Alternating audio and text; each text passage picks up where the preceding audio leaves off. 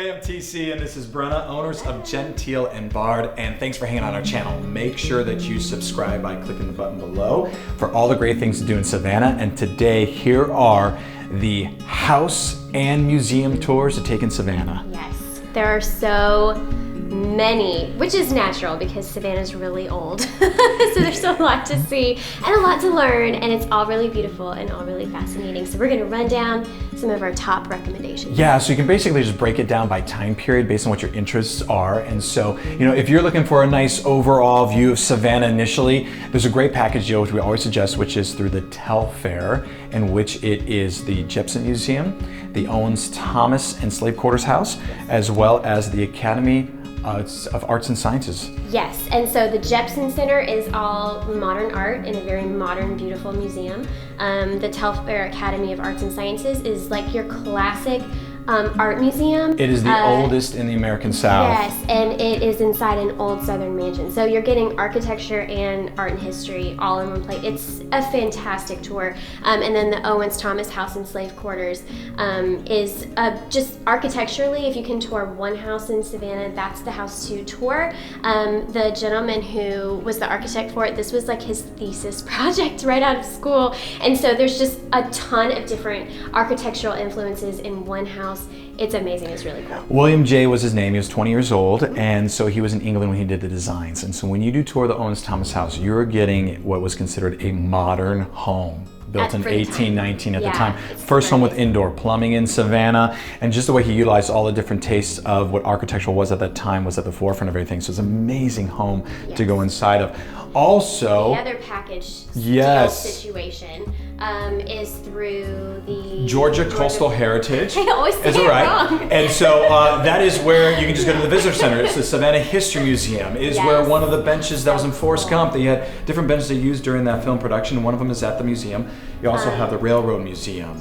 Old Fort Jackson to dive into, like back to War of 1812, it's right Civil on War. The Savannah River. It's beautiful out there, and it's also just history. You're like stepping into history, and there's reenactments and cannon firings and all the things. So it's fantastic, especially if you have boys or girls, like young children who are super into that kind of thing. It's a fantastic place to go.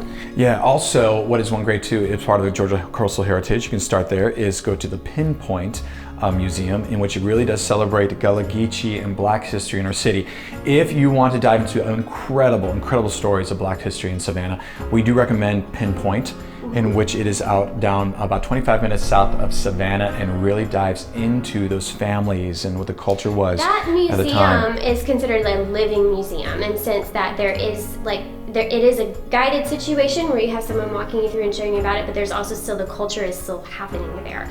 So you're kind of seeing culture in action. It is so fantastic. It's so cool. And definitely recommend that one. We would suggest from there is to go to the Beach Institute, in which W.W. Law during the 60s, he was at the forefront. He was the man when it came to the civil rights movement in Savannah, and he is considered Savannah's first Black historian of the city, and he established that wonderful place. And so you go from there, and then you can go over to the Ralph Mark Gilbert Civil Rights Museum. And so we recommend that, the First African Baptist Church, just incredible history when it comes to our Black community. Each of those places, and we'll link these by category and by interest down below in the comments, so you can, if you hear something and you didn't have time to write it down, we'll put it all in the comments, don't worry. Yeah, and one place that I do know that Brenna loves is the Davenport house. I love it. It's sort of it is. It's the first house that was saved by the preservation movement back in the 50s here in Savannah. So the house was going to be bulldozed over to make a parking lot, and this amazing group of women got together and they bought it and they saved it, and they began this preservation movement across the city, which if they hadn't done that, if they hadn't saved this one house and then moved on to more houses, Savannah wouldn't be what it is today. And so in addition to that, the Isaiah Davenport, who built the house and lived there with his family, oh my gosh, you learn all about the history. It's a great cultural experience. You go in there, you hear all kinds of interesting facts about Savannah history and what it would have been like to live here during the time the house was built, and it's just beautiful architecturally. So it's so fun to go there. Big recommendation. Yeah, what I love are the reenactments that they perform over there, where do look at the calendar of the house, because they will have dancing, they will have reenactments certain times in history took place in Savannah, especially certain times of the year they will focus on yellow fever and what it was like in the city. In so the fall, it's amazing what they do. Fever thing. It's very interesting. So that's a great house. The HARPER FOWLKES house, another house that was very important in the preservation era, super beautiful, and they've got some amazing original furniture there. Like it's so cool. And one home in which is very, very just monumental in American history, even world history. And whenever we do host many guests on our walking tours, and so we do invite you, please come join us on a Genteel and Bard walking tour, is that the Green Meldrum House.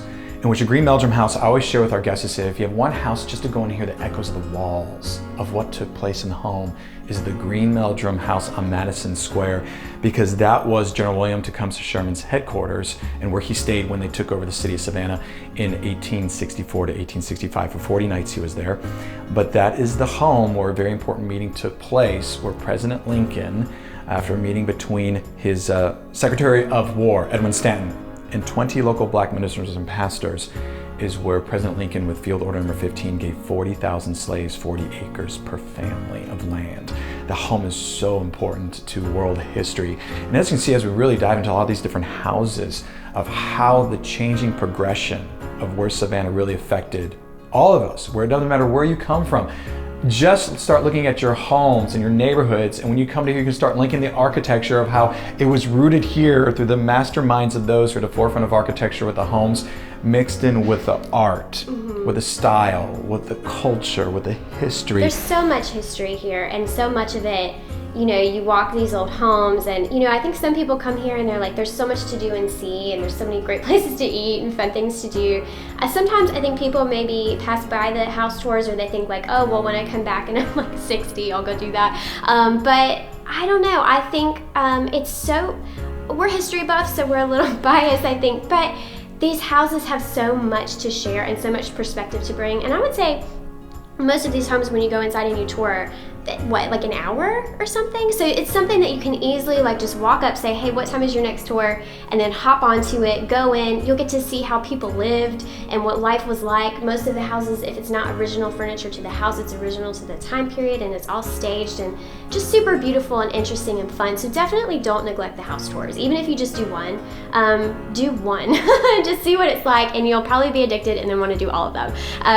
Yeah, so check out all the links in order to go ahead and get more information on that on genteelandbard.com. One final place to recommend is the Cathedral St. John the Baptist. I have to mention that, is go to the cathedral to see the amazing artwork inside of there. And so do go down there as well. And so click on that link below, and also comment. We love interacting with you. And so please share with us with your experience of Lake in Savannah in the past. Question, probably someone else watching this video has the same question. So just go ahead and ask below in the comments so we can answer it, and we'll be answering for everybody that has the same question. Have a good one. Service. Bye.